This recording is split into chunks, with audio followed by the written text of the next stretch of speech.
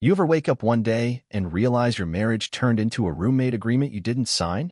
That was me, Vincent Slate, age 39, mechanical engineer by trade, sarcasm enthusiast by nature. I wasn't one of those hopeless romantics or cynical bachelors who settled down. I married Diana because she used to make life interesting. A little chaotic, sure, but interesting. We met at a charity 5K neither of us wanted to run. I was there because my coworker bailed and already paid the registration fee. Diana was there because her boss was sponsoring it and forced the whole team to sign up. We were both at the snack table, faking post-run enthusiasm over soggy orange slices and Powerade, and started talking. She was sharp, confident, had this look like she knew exactly how the world worked and was just politely tolerating it. I liked that. 3 months later, we were inseparable. 1 year later, we were engaged. The wedding was tasteful, on budget, and filled with people who smiled too much and whispered about how fast it all was. But I didn't care. I was sure. That kind of sure you only get when you haven't been proven wrong yet. Now, 11 years in, I don't even know what the hell we are anymore. We live in Cleveland. Nothing glamorous. Decent home, modest yard. A few nosy neighbors who still think it's their business what time your garbage bins go out. I do freelance work now. Mostly consulting for heavy equipment companies means I'm home a lot. Diana works for a marketing agency downtown, though works lately seems to mean networking events, client dinners, and strategy offsites that last long enough to feel like mini vacations. I used to ask questions. Lately, I just nod. Here's the thing. Our marriage didn't fall apart all at once. It was slow. Surgical, even. Like watching someone empty your fridge one item at a time and somehow you don't notice until there's nothing left but condiments and expired yogurt. She used to make fun of the way I folded laundry. Now she doesn't notice I do it at all. She used to text me midday with dumb jokes or updates about her coworkers. Now I get calendar invites for things like recycling pickup or update furnace filter. And sex? Yeah, no. We've reached the mutual shoulder pat phase of intimacy. I'm not saying marriage is supposed to be a rom-com, but you'd think two people who used to rip each other's clothes off in the garage after work could at least fake interest once a month. I kept telling myself it was just life. Work stress. Routine. Hormones. Something fixable. But I've learned that when you're the only one trying to fix something, it's not a marriage. It's a one-man repair crew working without a permit. Now, Diana, she's good. Smart, attractive, well-dressed. She knows how to perform sincerity. Everyone loves her. She could run a TED Talk on making people feel important while secretly wondering if they're worth her time. She never forgot a birthday, never showed up underdressed, and never let the mask slip, not in public. At home, though, whole different story. The first sign something was off was the tone shift. You know what I mean. Not yelling, not fighting. Just that vacuum. Like talking to someone through a glass wall. You say, "How was your day?" And instead of a story, you get, "Fine." No eye contact. Just a practice smile and a plate of salmon she claims she made just for you, even though you hate salmon and she damn well knows it. Next came the schedule. She started having these leadership circle meetings. Twice a week. Always in the evenings. Always dressed a little too sharp for a casual get-together. I asked her once, half joking, "You all planning a coup or something?" She laughed, kissed my cheek, and said, "You're lucky I'm not planning a divorce." Now, that line stuck with me. Said like a joke, but it was too fast, too polished. And then there was the night I came home early from a supply run and saw her standing in the backyard, talking on the phone. She wasn't saying anything scandalous. Just laughing. Real, throw your head back kind of laughing. The kind I hadn't heard in a while. I stood there on the driveway for a second, watching. She hadn't noticed me. And for a brief moment, I felt like an intruder in my own marriage. She hung up and walked inside like nothing happened. And I followed like a good husband, pretending I hadn't seen a thing. I didn't want to become one of those guys, you know, paranoid, bitter, checking phone records, sniffing clothes like a bloodhound. That wasn't me. Still isn't. But I'm also not a fool. If something smells off, I don't pretend it's air freshener. The last straw, or what should have been the last straw, was her reaction to a vacation I tried to plan. Just a weekend away. I found a cabin near Lake Erie, nothing fancy, just us. She looked at me like I'd suggested we go mud wrestling in Alabama. "I'm too busy right now," she said. No apology, no counteroffer. Just a full stop. That's when it hit me. She wasn't even pretending anymore. I know what you're thinking. Vincent, maybe she's just stressed. Maybe she's depressed. Maybe it's not about you. Yeah, I thought that too. Give her every possible benefit of every possible doubt. But when someone starts editing you out of their life, you don't wait for the credits to roll. You start reading between the lines. So I started paying attention. I didn't go digging through her purse. I didn't follow her around. I just watched. Noticed what she said, what she didn't. When her mood shifted. When the stories changed. I listened, really listened, like an engineer listens for that one-off click in a machine that tells you something's about to break. And sure enough, I started hearing it. A few inconsistencies here. A misplaced receipt there. An odd comment from her friend Janine, who asked how the Miller project was going. Diana had told me the Miller project got canceled 2 weeks ago. Something was coming. I could feel it. But here's the funny part. I wasn't scared. I was curious. You spend enough years in engineering and marriage, and you realize both have one thing in common. The problem never shows up where you expect it. The break always comes from the piece you trusted most. So I waited. Watched. Because if she was cheating, and I wasn't saying that yet, not out loud, then I wasn't going to find out the way guys usually do. Not through a suspicious phone call. Not some shady guy texting her at midnight. And God help me, not through some tragic cliche like a found earring in the back seat. No. If Diana was hiding something, she was doing it smart. But I was smarter. So I sat back. Played my part. Took out the trash. Made dinner on Tuesdays. Kissed her on the forehead like everything was fine. And the whole time, I was waiting for the machine to click out of rhythm, just once, so I could open the hood and see what the hell was going on. Spoiler alert, I didn't have to wait long. It started with the dentist. Not a metaphor. Literally, the dentist. See, we have this shared Google Calendar Diana made back when she still thought syncing our schedules would help us stay connected. These days, it mostly helped me remember to take the car in for oil changes and when to leave the trash bins out. But one Wednesday morning, I got an email from our dentist's office saying we'd missed our cleaning appointment, which was news to me, since I never even saw it on the calendar. So I opened it up, figuring I'd just forgotten to accept the invite. Except there was nothing on there for the dentist. Not a single entry. But what caught my eye was a recurring event called PMA, weekly, every Tuesday night, blocked off from 6:30 to 9 p.m., labeled as Work Strategy Group.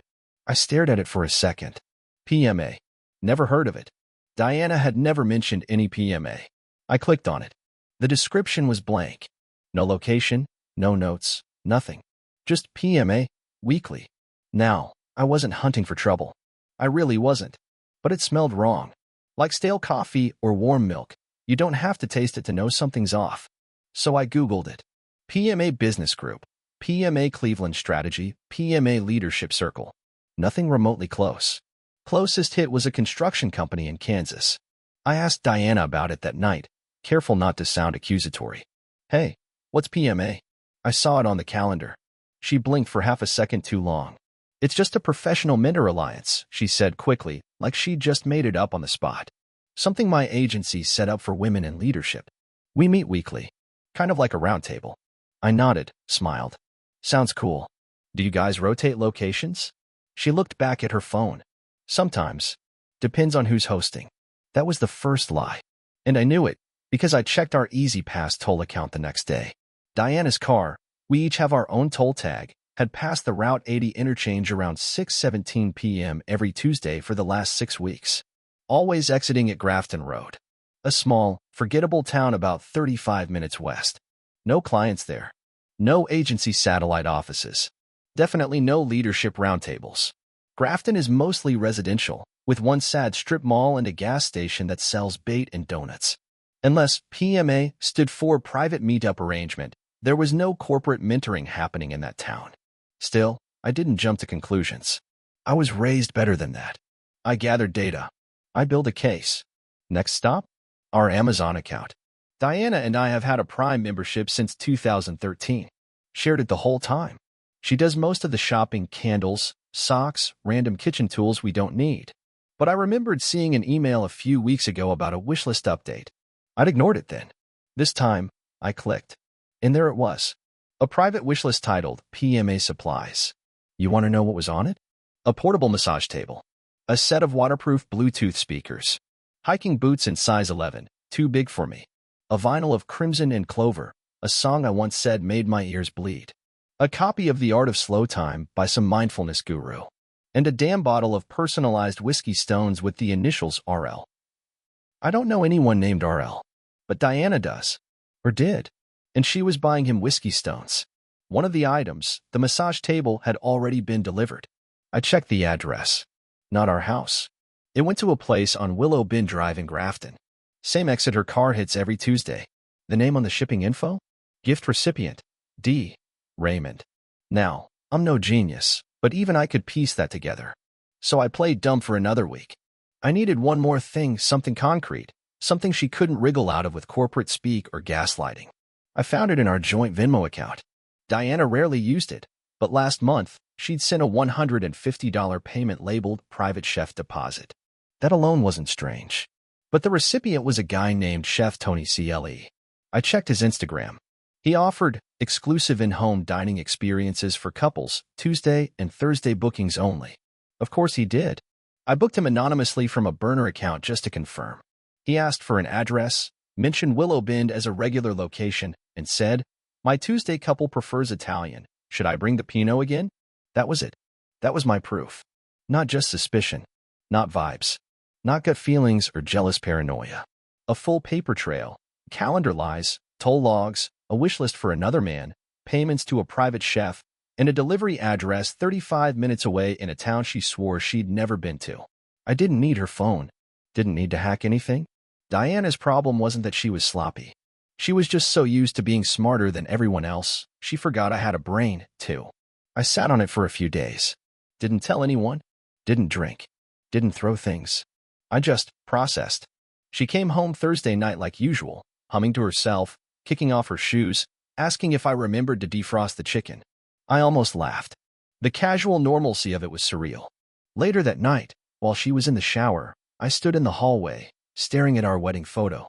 It used to be in the center of the living room, but over the years it got pushed to a side wall. Not on purpose. Not really. But that was the story of us, slowly sliding out of frame. I didn't sleep much that night. Friday morning, I woke up early, made coffee, sat at the kitchen table with a yellow legal pad and a pen. On the top of the page, I wrote one word. Tuesday. Then I made a list. 6:17 p.m. toll tax scan. PMA mentoring sessions with no address. Private Amazon wishlist. Deliveries to Willow Bend. Size 11 boots. Whiskey stones. Venmo to Chef Tony CLE. Crimson and Clover vinyl. The initials RL. D. Raymond. It wasn't a smoking gun. It was an arsenal. And I knew exactly how I was going to use it. But first, I had to let her walk herself a little deeper in. One more Tuesday. One more lie. Then I'd spring the trap. And not the kind that ends in a shouting match or tears. The kind that ends in silence. Cold, calculated, surgical silence. The kind that makes someone realize just how thoroughly they've underestimated you. Diana didn't know it yet, but she just stepped into a problem she couldn't market her way out of. And I was done playing the fool. You don't go in guns blazing. That's what people get wrong. They find out their spouse is cheating and immediately start screaming, flipping furniture, calling lawyers from a bathroom stall. That's how you lose control of the narrative. I wasn't going to be that guy. Diana was good at pretending. Great. Even. Corporate chameleon. Could blend into any room, any mood, any personality. But the one thing she never accounted for was that I could act too. Just because I've spent the last decade fixing furnaces and designing torque systems doesn't mean I can't deliver a performance. So I set the stage. Sunday brunch. We hadn't done it in over a year. Used to be our thing before life got too busy, her words. I sent her a calendar invite titled Slate Brunch, just us. She accepted within 10 minutes. No questions. I made reservations at this trendy little spot she used to love, half cafe, half flower shop, full of reclaimed wooden people who call every server friend. Diana showed up wearing a navy wrap dress and the expression of a woman determined to project normalcy. "Look at us," she said, sliding into the booth across from me. "We're finally making time again." I nodded and smiled. "Yeah, it's nice. Feels like old times." She ordered her usual iced matcha latte, scrambled eggs with goat cheese, gluten-free toast she never finishes. I got black coffee and whatever omelet had the least number of syllables. We made small talk. Weather. Her job. Some show on Netflix I didn't care about but pretended to. I watched her closely. She looked relaxed. Comfortable. Untouchable. I waited until we were halfway through our meal. That's when I reached into my messenger bag and pulled out the folder. Standard blue folder from Staples. Nothing dramatic, just quiet and intentional. I placed it on the table between us. She looked at it, blinked, smiled. What's this? Something I've been working on, I said. She laughed. A surprise project? Sort of. I pushed the folder toward her. Go ahead. She opened it. The top sheet was a toll log, every Tuesday timestamp for the last 2 months. The next was a printout of her Amazon wishlist, with each item annotated in red pen. Then the Venmo screenshot. A receipt from Chef Tony CLE. The address on Willow Bend. A printed email confirmation from the fake booking I made with the chef, listing Diana's alias, D. Raymond. Her eyes scanned the pages. The smile faded. By the time she got to the last page, a screenshot of the text message she sent Janine about canceling the Miller project, she was frozen. Rigid. I sat back, sipping my coffee. You're spying on me? She asked, her voice low. No, I said evenly. I'm paying attention. There's a difference. This is insane, Vincent. No, Diana. What's insane is blocking off your Tuesday nights for a fake work group, using our joint Venmo to hire a private chef for your little side gig, and thinking I wouldn't notice. Her mouth opened, closed. No words, just a blinking cursor behind her eyes. I leaned forward. You think I don't know who Aurel is? You think I don't know about Willow Bend? Or the whiskey stones you had engraved? She inhaled sharply. I don't have to explain myself to you. No, I said, nodding. You don't. That's the beauty of this conversation. You don't have to explain anything. I already have all the answers. She started, but I cut her off with a hand. You lied to my face, every Tuesday night, for months. You lied in my house. You smiled at me across dinner while planning your next mentoring session with a man who wears size 11 boots and drinks imported scotch. Her face flushed. I could see the cracks forming. But she wasn't the type to break down. Not Diana. She recalibrated. Okay, she said, setting the folder down slowly. Maybe I made a mistake. I actually laughed. A mistake? Yes. I didn't mean to. Diana, I said sharply. Don't insult both of us. You meant to. Repeatedly. You scheduled it like a dentist appointment. I wasn't happy. Yeah? Neither was I. You think I've been thrilled living with a roommate who won't even sit next to me on the couch anymore? But I didn't go looking for someone to mentor me in Grafton. Her face twisted. I've been trying to find myself. No, I said. You've been trying to have your cake and eat it, too. And for a while, you pulled it off. But here's the thing about cake, Diana. Eventually, someone notices it's missing. She went quiet. I watched her spin, looking for the right line, the next performance. But I had yanked the curtain down already. The show was over. You tracked my car, she said, trying to sound outraged. That's illegal. Nope. Tolls. We share the account. And I didn't track your car. I followed the data trail you left because you were sloppy. You didn't even hide your tracks, Diana. You just figured I'd never check. She opened her mouth again. I cut her off. I'm not here for an apology. I'm not here to hear how it just happened, or how he gets me, or how you were lost. You weren't lost. You were selfish. And lazy. Vincent, please. I raised a hand. Don't say my name like that. Like it still means something. We sat in silence. She stared at her plate, untouched now. I watched her fingers twitch near her water glass, like she wasn't sure whether to throw it or sip it. I finished my coffee. Slowly. Then I stood. I know everything, I said. Everything I need to know. And here's what's going to happen next. She looked up at me like a student waiting for test results. I'm moving out by Friday. I've already found a place. You'll find a list of items I'm taking in the folder. I won't fight you for the house. I don't want it. It smells like lies. She flinched. Just a little. I won't tell your boss or your agency yet. But if you try to lie to me again, publicly or otherwise, I will make this ugly. And I can do it without raising my voice or leaving my seat. Are you threatening me? She whispered. No. I'm promising you I'm done playing dumb. I placed a final envelope on the table, a printed photo of her and RL getting out of his car on Willow Bend, taken by a friend of mine with a good zoom lens and a weekend hobby in photography. Give that to RL, tell him I said thanks for the mentorship. Then I walked out. Didn't look back. Didn't check if she cried. Didn't care if she shouted after me. Outside, the sun was too bright. My keys felt heavier than usual. I didn't feel victorious. Or proud. I felt finished. And that was enough for now. The thing about revenge is this: it only works if the other person still thinks they've won. So I let Diana think she had. After that brunch, she went quiet. I expected rage texts, gaslighting monologues, maybe a frantic knock on my door at midnight. But nothing came. She didn't deny it, didn't confess, didn't even try to do the whole "please hear me out" routine. Which told me something important. She was betting on silence to save her. She thought if she just shut up and kept her head down, the damage would stop spreading. Maybe she assumed I'd cool off, that I'd go into man cave mode, eat frozen pizzas for 3 weeks, and eventually convince myself it wasn't that bad. She didn't realize I'd already started rewiring the entire blueprint of her little world. First, the apartment. I'd signed a lease 2 days before our brunch. A friend of mine owned a small building just outside Lakewood. He gave me a great deal on a 1-bedroom unit with a view of the city and no memories attached. I moved fast, packed what I needed, left behind what I didn't. Clothes, tools, essentials. I didn't take the TV or the couch or any of the dishes we bought together. Those things were haunted. By Friday night, I was gone. I didn't say goodbye. I didn't leave a note. I just let her walk into a house that felt more like a museum than a home. And on the kitchen island, right under the track lighting she insisted on installing last spring, I left one thing. The envelope. Again. Inside, I had printed out a full itemized list of what I took, what I left, and a reminder that she was free now, the word she once used like a carrot on a stick. But that wasn't the revenge. That was just the prologue.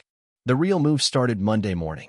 Diana works for a boutique marketing agency that prides itself on ethical transparency and elevated branding. She's got a title now, Director of Brand Strategy, and she spends more time on panels and webinars than actual campaigns. Her image is curated like a Pinterest board. Feminist forward, pro-mentorship, full of TED-style wisdom about narrative ownership. And like any good brand, her success depends on 2 things, reputation and discretion. So I made a few calls. Quiet ones. For my new apartment, I drafted an anonymous email and sent it to the agency's compliance office. Subject line: possible code of conduct breach, senior staff. Inside was everything. Her Amazon wishlist, the fake PMA calendar entries, the toll data, and a scanned copy of the private chef's invoice with Diana's name on the receipt. I laid it out like a timeline, not a rant. Professional, unemotional, bullet-pointed. No accusations. Just evidence. At the end of the email, I included the company's own policy on employee conduct, the section about undisclosed relationships affecting client interactions and brand integrity. I didn't even have to mention RL by name.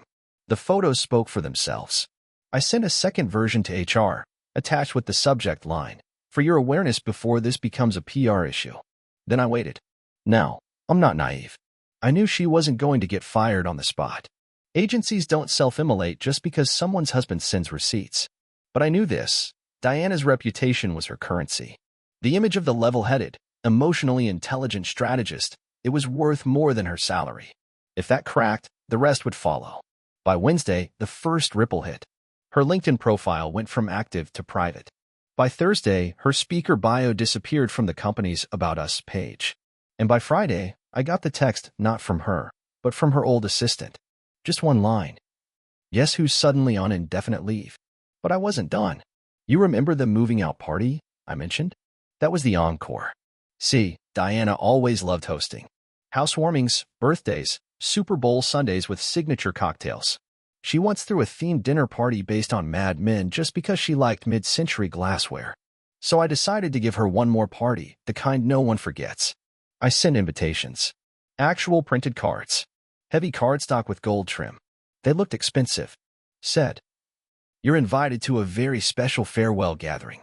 Please join us in raising a glass to honesty, clarity, and new beginnings." Dress code: casual reality.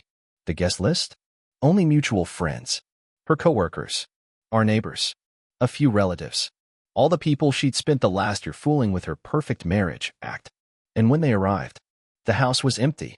Furniture stripped. Walls bare.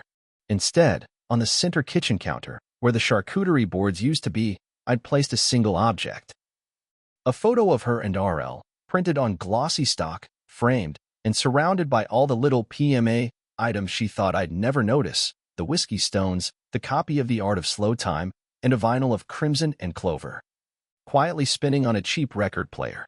Above the photo, a handwritten sign read, Diana has decided to pursue mentorship opportunities elsewhere. Thank you for attending her exit interview. No yelling. No pettiness. Just receipts and ambience. Word spread. I didn't stick around to see it. I was back at the apartment, eating leftover lo mein and watching Jeopardy, while my phone buzzed with texts from shocked friends and nosy neighbors. I didn't answer most of them. Just one, from her friend Janine, who sent a message that said, "That was savage. She's in full damage control mode."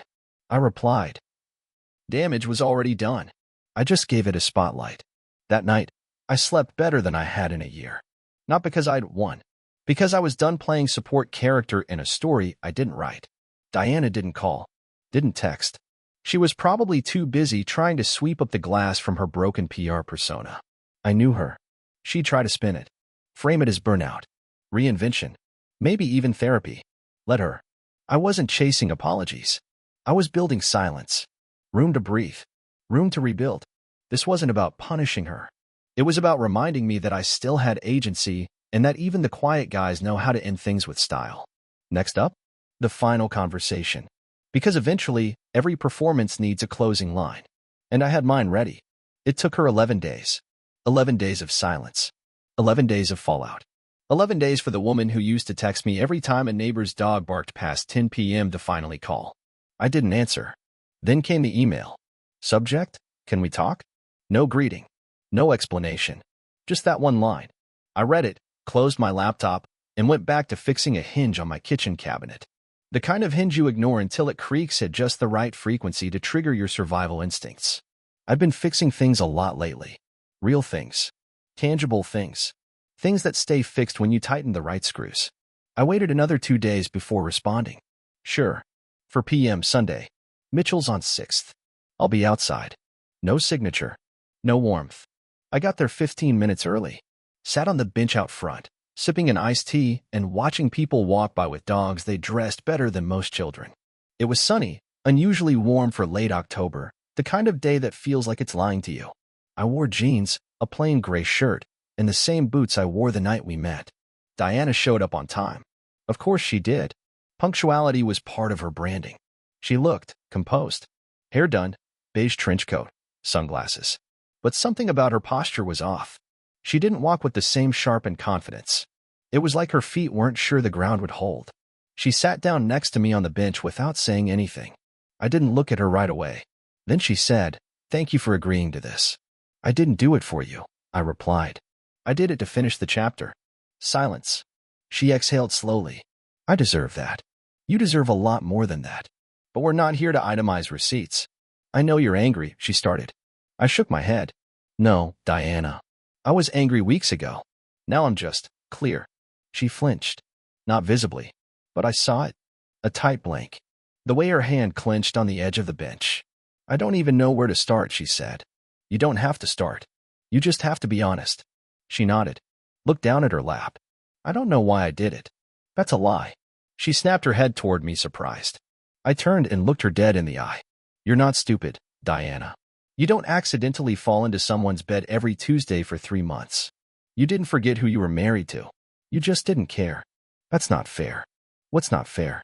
I snapped, voice still low, calm. "That I figured it out before you could gaslight me into thinking you were just stressed at work? That I didn't give you the drama you were expecting? That I didn't cry or punch a wall or beg you to explain the unexplainable?" She opened her mouth. Nothing came out. I nodded. "Exactly." She looked back down. I thought maybe you'd hate me, and it would make it easier." "I don't hate you," I said. "I don't care about you enough to hate you anymore." That landed.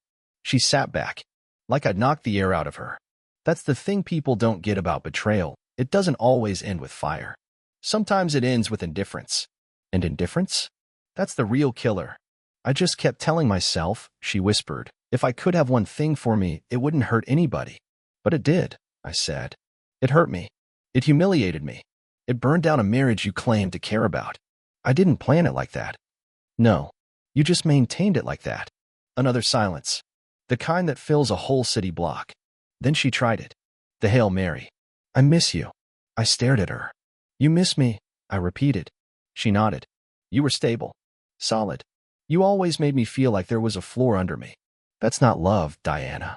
That's a foundation. You wanted a house, and I gave you one. You just decided to Airbnb it out behind my back. I was scared of how distant we were getting, of how bored I felt. I laughed once. Short, sharp. You were bored. So you created drama.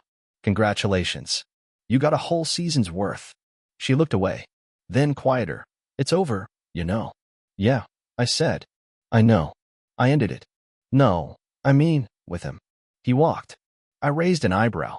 Let me guess. He wasn't ready to go public? Didn't want to deal with the fallout? She nodded. And now you're realizing you gave up a marriage for a man who only wanted you in shadows. Another nod. That's not my problem anymore. I didn't come here to ask for anything, she said. Good, I said, standing up. Because there's nothing left to give. She looked up at me, eyes full, but no tears. She wouldn't give me that satisfaction. I just wanted to hear it from you, she said. That it's really over. I looked down at her. It was over the moment you picked someone else and thought I wouldn't notice.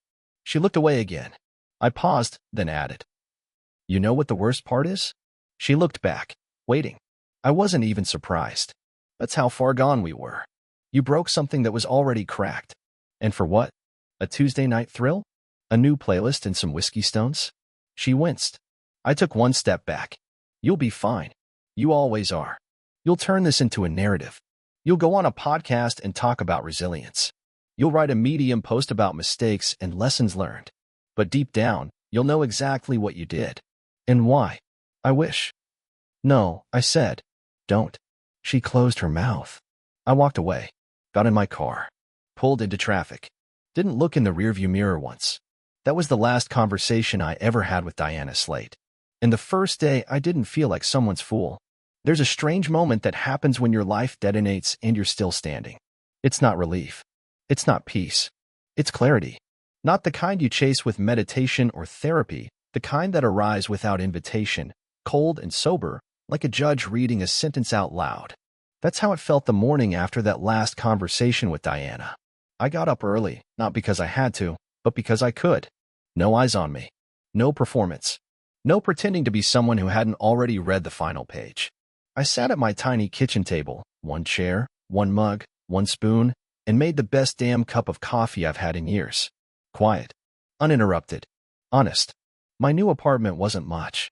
Second floor. Cheap fixtures. No dishwasher. The fridge made a noise like it had asthma.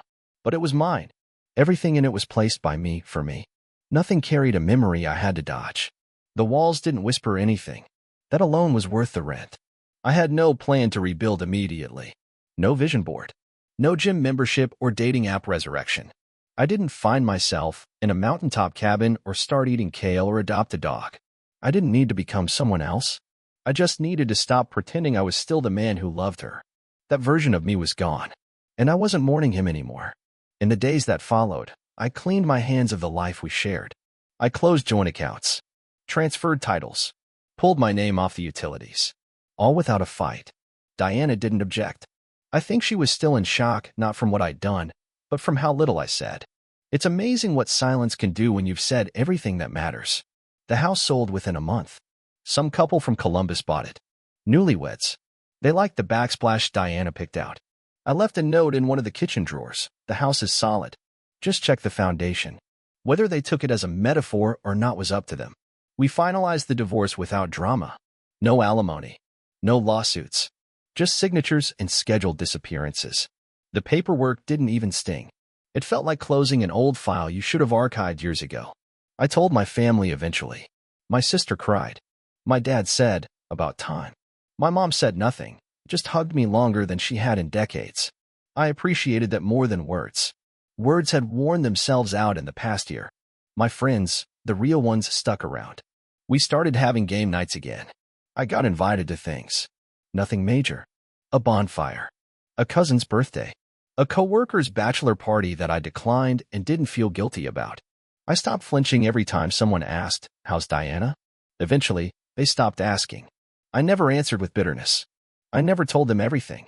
Not because I was protecting her, but because I was protecting myself from becoming the guy who makes his ex the main character of every conversation.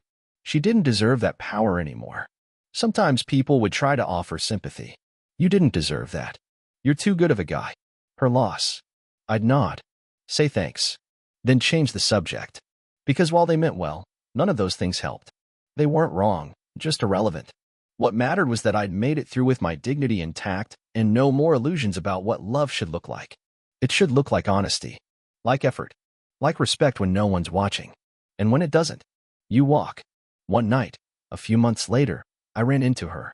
At a hardware store, of all places. She was in the lighting aisle, holding a pendant lamp and pretending not to notice me. She looked thinner, exhausted. Still beautiful, but the kind of beauty that comes with a warning label. I gave her a nod. She gave me one back. No words. She didn't follow me out. Didn't text me later. I think we both knew that moment was the final one. A real, unplanned epilogue. She'd spin her charm. I had no change left to give. And still, I walked out of that store smiling. Not because I saw her, but because I didn't feel a thing when I did. That's how I knew I was really done. So what now? Now I live a smaller, sharper life. I wake up when I want. I build things. I read more. I say no to things I used to force myself through. I've learned to appreciate boredom. I don't fill it with chaos. I just let it exist. There's no new woman, no love story waiting around the corner. I'm not writing a comeback script. I'm just breathing.